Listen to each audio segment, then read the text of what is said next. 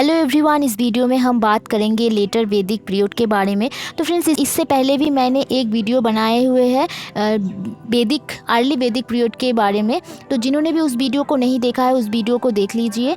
और फ्रेंड्स, यहाँ पर मैंने डिटेल्स में लेट पार्ट के बारे में बात करेंगे। तो फ्रेंड्स, चलो देख लेते हैं। तो फ्रेंड्स देखो, लेटर वैदिक पार्ट को देख लो। तो फ्रेंड्स, यहाँ पर देखो जो सामवेद, यजुर्वेद, अथर्ववेद तथा ब्राह्मण ग्रंथ या फिर जो आरण्यक है, उपनिषद है, इस सब ग्रंथ की रचना इसी काल में माना जाता है। और फ्रेंड्स, यहाँ पर देखो, इस युग की जो सभ्यता का केंद्र था वो पंजाब से बढ़कर कुरुक्षेत्र और तथा गंगा यमुना जो दोआब है उसका उत्तरी भाग में आ गया था। ठीक है फ्रेंड्स, और इस संस्कृति का जो मुख्य केंद्र था वो था मध्य देश। ठीक है फ्रेंड्स, और यहाँ पर नेक्स्ट देख लो, जो अथर्ववेद में मगध के लोगों को यहाँ पर ब्रात्य कहा गया है। ठीक है फ्रेंड्स,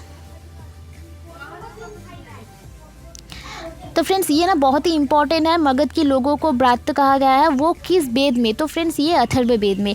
ये एग्ज़ाम में आ चुका है, तो इसको अच्छी तरह से देख लेना। और फ्रेंड्स यहाँ पर देखो, शतपथ ब्राह्मण में उत्तर वैदिक कालीन जो नदी है, जो नर्मदा, जिसको रेबा भी कहा जाता है, उस सदानीरा नदियों का उल्लेख मिलता है। तो फ्रेंड्स ये रेबा या फिर सदानीरा, ये नदियों का उल्लेख कहाँ पर मिलता है? कौन सी ब्राह्मण ग्रंथ? तो फ्रेंड्स वो शतपथ ब्राह्मण। ठीक है फ्रेंड्स, ये अच्छी तरह से देख लेना। और फ्रेंड्स यहाँ पर नेक्स्ट हम पॉलिटिकल कंडीशन के बारे में बात कर लेते हैं। तो फ्रेंड्स देखो, जो ऋग्वेदिक काल है वो कबीले पर शासन करने वाला जो राजा था, अब उस प्रदेश पर शासन कर रहा था। ठीक है फ्रेंड्स, जो एक छोटा सा एक कबीले में शासन कर रहा था वो अब पूरा प्रदेश में शासन करने लगा। ठीक है, और फ्रेंड्स यहाँ पर देखो, जो मोस्ट इम्पॉर्टेंट है, जो मैच द फॉलोइंग में ये आ चुका है बहुत बार, वो इसको अच्छी तरह से देख लेना। जो उपनिषद कालीन राजा है, यह फ्रेंड्स देखो, विदेह के जनक, कैकेयी के अश्वपति, तो राजा का नाम और कहाँ से बिलोंग करते थे ये अच्छी तरह से देख लेना। और काशी का अजातशत्रु, फ्रेंड्स यहाँ पर देखो, मगध का अजातशत्रु नहीं, ये काशी का अजातशत्रु, जो उपनिषद कालीन राजा के बारे में यहाँ पर हम बात कर रहे हैं। और पांचाल के प्रवाहन जाबाली। ठीक है फ्रेंड्स, तो ये चार जो पांच नामे हैं, ये इसको अच्छी तरह से देख लेना। और फ्रेंड्स नेक्स्ट देख लेते हैं, जो राष्ट्र शब्द का जो प्रयोग है वो पहली बार इस काल में, अर्थात जो उत्तर वैदिक काल, लेटर वैदिक पीरियड में ही राष्ट्र शब्द का जो प्रयोग पहली बार हुआ था। ठीक है फ्रेंड्स, और यहाँ पर देखो, जो राजतंत्र ही इस शासन का आधार बन चुका था। और नेक्स्ट देख लेता है, इस काल में नियमित कर की प्रतिष्ठा भी स्थापित हो चुकी थी। ठीक है फ्रेंड्स, और फ्रेंड्स यहाँ पर देखो, राजतंत्र शासन का आधार था, लेकिन राजा का कोई स्थायी सेना नहीं रखता था। तो ये बात गौर कर लेना। और यहाँ पर देखो, जो ऋग्वैदिक काल में जो बलि, ऋग्वैदिक काल अर्ली वैदिक काल में जो बलि एक स्वेच्छाकारी कर थी, लेकिन उत्तर वैदिक काल आते आते वो एक नियमित कर बन चुकी थी।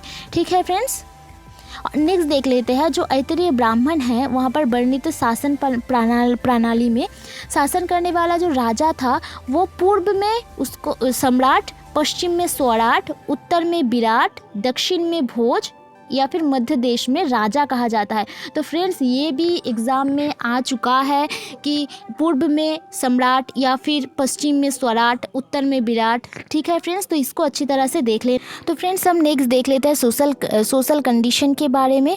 और यहाँ पर देखो, समाज 4 वर्ण में विभक्त था, ब्राह्मण, क्षत्रिय, वैश्य और शूद्र। और यहाँ पर देखो, यज्ञ का जो अनुष्ठान था वो अत्यधिक बढ़ गया था।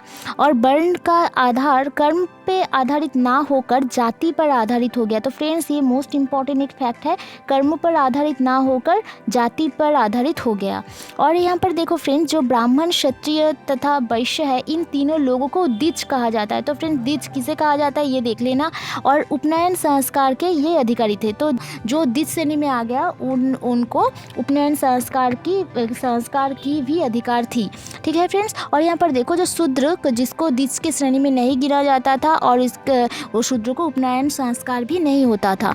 और उत्तर वैदिक ग्रंथों में केवल 3 आश्रम जैसे कि ब्रह्मचर्य, गृहस्थ, वानप्रस्थ की जानकारी मिलती है। और फिर जो चौथे आश्रम थे, जो संन्यास, उसकी स्थापना नहीं हुई थी लेटर वैदिक पीरियड में भी। और फ्रेंड्स यहाँ पर देखो, सर्वप्रथम जो जाबाला उपनिषद है उसमें पहले 4 आश्रमों का विवरण भी मिलता है। तो फ्रेंड्स सर्वप्रथम जो 4 आश्रम, जो ब्रह्मचर्य, गृहस्थ, वानप्रस्थ और संन्यास हो गया, उस चारों आश्रम के बारे में विवरण कहाँ पर मिलता है? तो ओ फ्रेंड्स जाबाला उपनिषद में। ठीक है फ्रेंड्स, इसको देख लेना। और फ्रेंड्स यहाँ पर देखो जी, इस काल में जो स्त्रियों के लिए जो उपनयन संस्कार वो भी प्रतिबंध हो गया था। और फ्रेंड्स यहाँ पर नेक्स्ट, ऐतरेय ब्राह्मण ने पुत्री को कृपण कहा गया है। तो कहाँ पर पुत्री को कृपण कहा गया है? ऐतरेय ब्राह्मण। तो फ्रेंड्स ये छोटा छोटा फैक्ट अच्छी तरह से याद कर लेना। सभा में स्त्रियों का जो प्रवेश वो वर्जित हो गया था तथा पैतृक संपत्ति से भी अधिकार छीन लिया गया। ठीक है फ्रेंड्स, तो यहाँ पर हम देख ही सकते हैं जो अर्ली वैदिक पीरियड में जो स्त्री लोगों का जो फ्लेक्सिबिलिटी था यहाँ पर, तो उससे भी ज़्यादा रिजिड हो गया।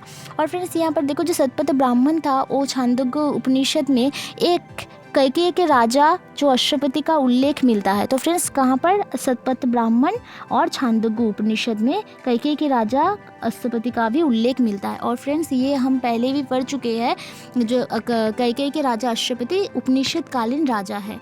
तो ये अच्छी तरह से याद कर लेना। नेक्स्ट हम इकोनॉमिक कंडीशन के बारे में बात कर लेते हैं। यहाँ पर देखो, किसी इस काल का मुख्य व्यवसाय था और मुख्य फसल धान और गेहूँ था।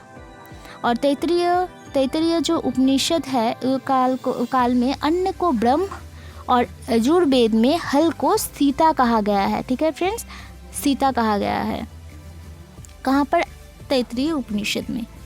और फ्रेंड्स यहाँ पर देखो, भूमि पर व्यक्तिगत जो अधिकार की भावना धीरे धीरे मजबूत होती जा रही थी। इस काल में जो मोस्ट इम्पॉर्टेंट है, इस काल के लोगों को 4 प्रकार के बर्तन तथा मृद भांड से परिचित थे। तो फ्रेंड्स क्या थे ये 4 प्रकार? हम देख लेते हैं। काले व लाल भांड, काले रंग के भांड, चित्रित धूसर मृद भांड, लाल भांड। ठीक है फ्रेंड्स, और फ्रेंड्स सबसे ज़्यादा जो प्रचलित थी वो थी लाल भांड। और यह जो अगर पूछे तो लेटर ऋग्वैदिक काल की विशेषता कौन सी थी, तो ये हो गया चित्रित धूसर मृद भांड, पेंटेड ग्रेववेयर। ठीक है फ्रेंड्स, ये अच्छी तरह से याद कर लेना। तो फ्रेंड्स यहाँ पर मैंने जितने भी फैक्ट्स बताए हुए हैं वो बहुत ही इम्पॉर्टेंट है। और ये फैक्ट, छोटा छोटा जो फैक्ट है उसको अच्छी तरह से याद कर लेना। जिन्होंने भी इस चैनल को सब्सक्राइब नहीं किया है तो इसको सब्सक्राइब कर लेना। और thank you so much for watching this video.